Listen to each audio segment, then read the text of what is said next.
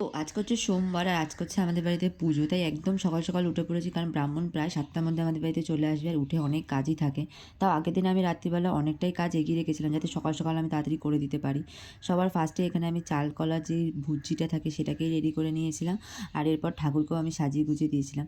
আর এবছর আমার খুবই ইচ্ছে ছিল একটা ছোট্টখাট্টো সরস্বতী ঠাকুর নিয়ে আসার জন্য, আর সেটা নিয়েও এসেছি। আর এত সুন্দর লাগছে মালা পরিয়ে, কী আর বলবো মাকে।